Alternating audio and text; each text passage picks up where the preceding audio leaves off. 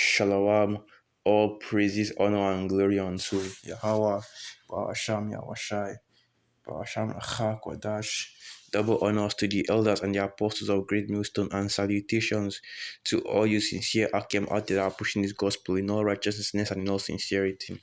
The book of Second Peter 3 verse 7, and it reads, Second Peter 3 verse 7, by the heavens and the earth, which are now by the same word kept in store, reserved unto fire against the day of judgment and perdition of ungodly men. That's right. Okay, that's basically what we're going to be going into in this lesson. Okay, await the hand of Yahweh Shai on ungodly men. And this is going into what?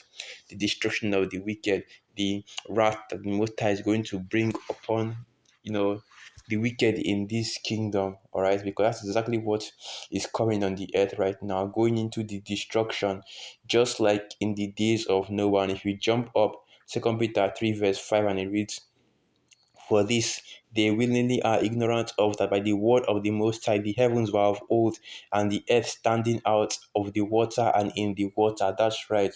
You forget, a lot of people forget, the whole world forgets, okay? Two-thirds forget, heathen forget, Esau forget that the Most High created the heavens and the earth, created the waters, created everything that is seen on the whole earth. Everything that your eyes can see, that your eyes can, even the things that your eyes can't see, both visible and invisible. It was Yahweh Bashim Yahushai that created everything.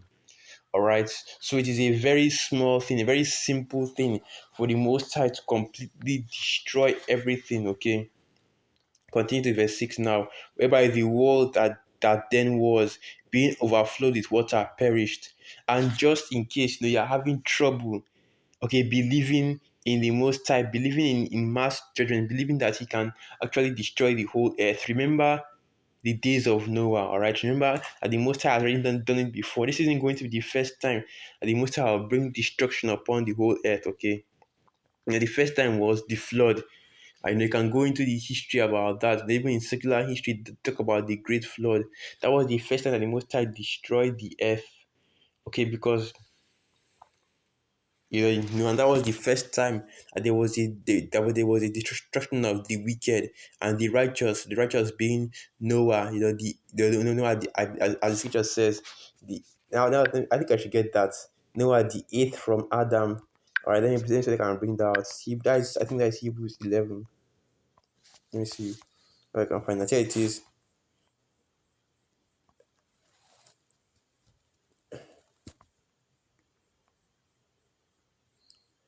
All right, let me just read this one. Hebrews 11 verse 7. This wasn't the one I was looking for, but let me read it anyway. Hebrews 11 verse 7. By faith, Noah, being warned of the Most High of things not seen as yet, moved with fear, prepared an ark to the saving of his house, by the which he condemned the world and became heir of the righteousness which is by faith. That wasn't the one I was looking for. So let me look for the. Let me see if I can bring out the one I was looking for.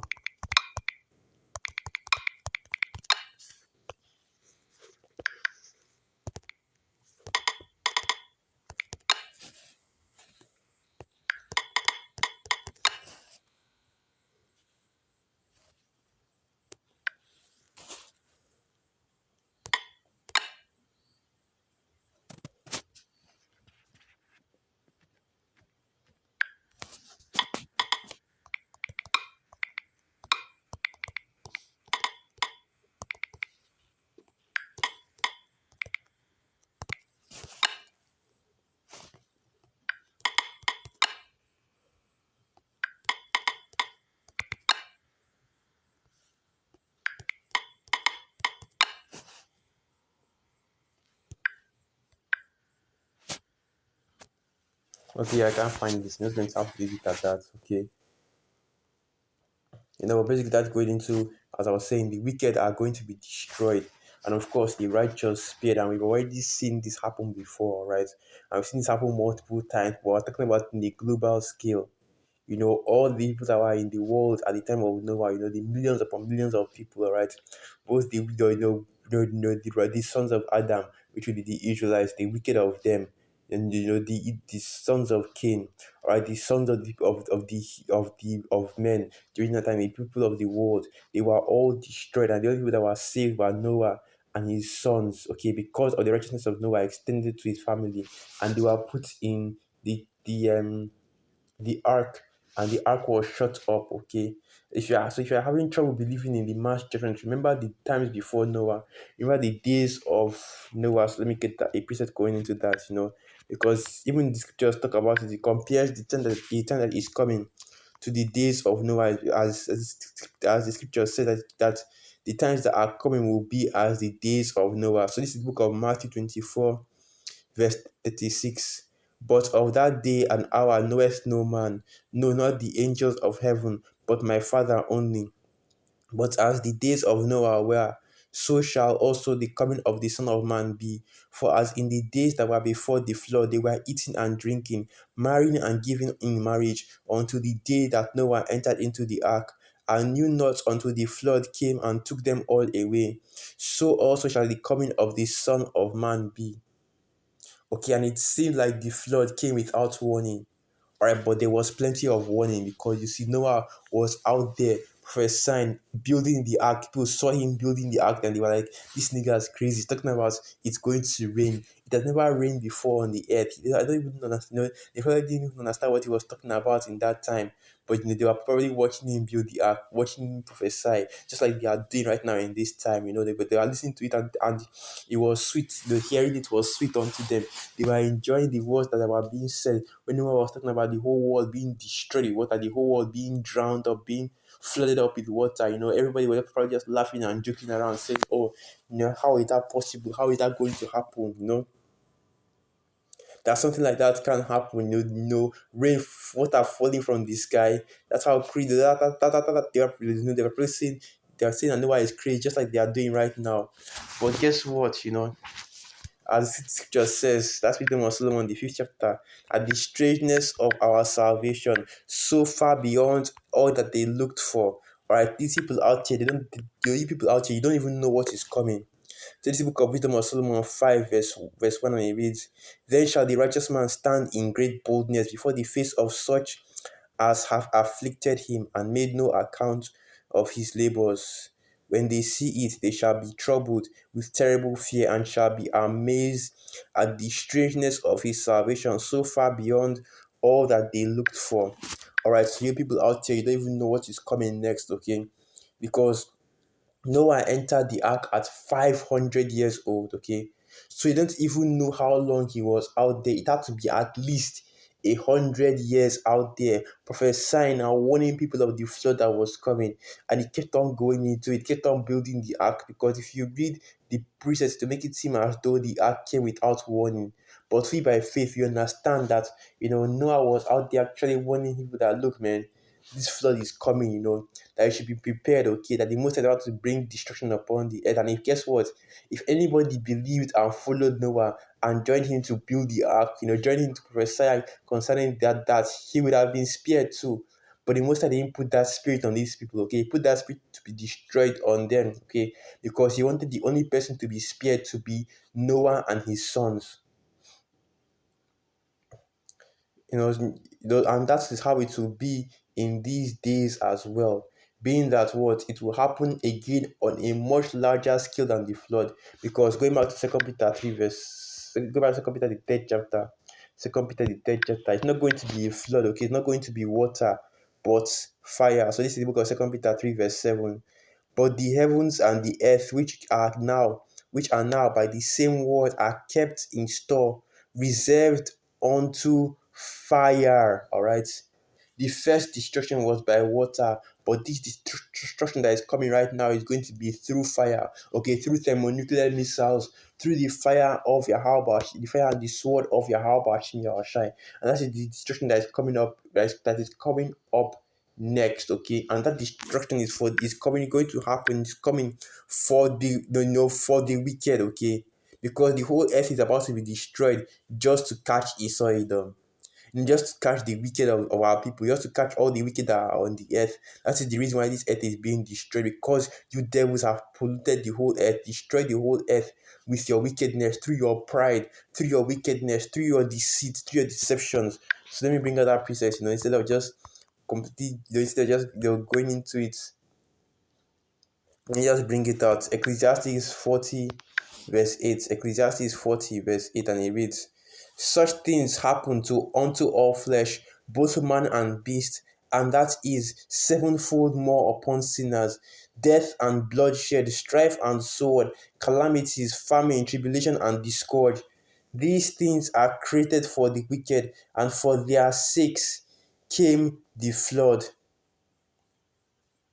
And that's right, okay? Because the reason why the flood actually came was because of, and let me get that piece as well. Alright, even the Most High said it in his own mouth that when he looked upon the earth to see what this, here it is, Genesis 6, verse 1. Genesis 6, verse 1. And it came to pass when men began to multiply on the face of the earth, and daughters were born unto them, that the sons of the Most High saw the daughters of men that they were fair, and they took them wives and of all which they chose.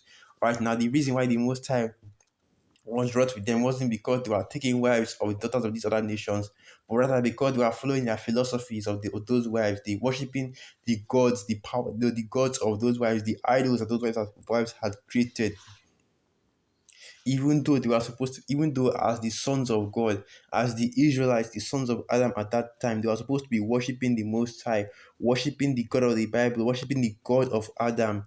All right, so that's why the Most High was now, that's why the Most High now said this. And Yahweh said, my spirit shall not always strive with man, for that he also is flesh, yet his days shall be 120 years. There were giants in the earth in those days, and also after that, when the sons of God came in unto the daughters of men, and they bare children to them, the same became mighty men which were of old, men of renown. And the Most High saw that the wickedness of man was great in the earth, and that every imagination of the thoughts of his heart was only evil continually. The Most High knows my heart. He knows my heart, right?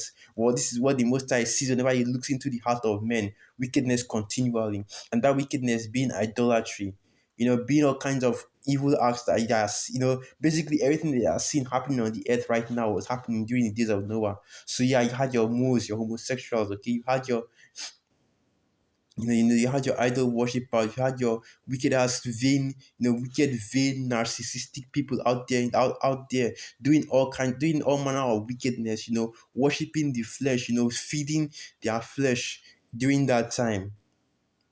All right, and that's why the Most High commanded Noah to build the ark, because he said that he was going to destroy the whole earth. Because this, because he could no longer endure the wickedness of the earth, because they were also doing the same thing that Esau is doing right now, which was destroying the earth at that time.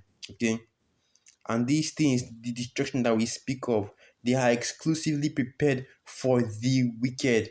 Okay, and that's a faith builder right there, because you know that let me keep that preset in Psalms 91. Then instead of saying it by own mouth, you know that is to not touch any of the elect, any of the righteous, okay? And we, Lord willing, that we are a part of that number. So Psalms 91, verse 4. I'll start from verse 4, and it reads, start from verse 1. Psalms 91, verse 1. He that dwelleth in the secret place of the Most High shall abide under the shadow of the Almighty. I will say of Yahweh, He is my refuge and my fortress, my power, in Him will I trust. Surely He shall deliver thee from the fast snare of the fowler, and from the noisome pestilence. He shall cover thee with His feathers, and under His wings shalt thou trust. His truth shall be thy shield and buckler. Thou shalt not be afraid for the terror by night, nor the arrow that flieth by day. And that's right, okay? Because you understand that all those things are prepared for the wicked, all right? As the scripture says, I believe it's something like going on the lines of let me, I have to get that precept. I have to get that precept. So yeah, I can't remember how it goes.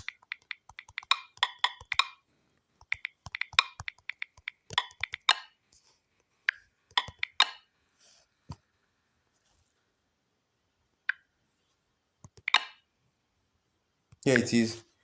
Proverbs 9 verse 20. Proverbs 9 verse 29. Judgments are prepared for scorners, and stripes for the back of fools. All right. So the judgments, the hands of the Most High, the wrath of Yahweh Bashim Yahushua is prepared for ungodly men, prepared for the wicked. Okay, that's Second Ezra 15 verse 2, right? Verse 2 or verse 3. That the wicked shall do wicked, and none of the wicked shall understand. No, second that's the end of the 12th chapter. That the unfaithful shall die in their unfaithfulness. Okay, so with that, I'd like to give all praises, honor, and glory unto Yahweh, Ba'asham Yahushai, Ba'asham Rachak Wadash, Wa Abad Babal. And through the Spirit, I hope you Akim and you Akwat were edified. Shalom.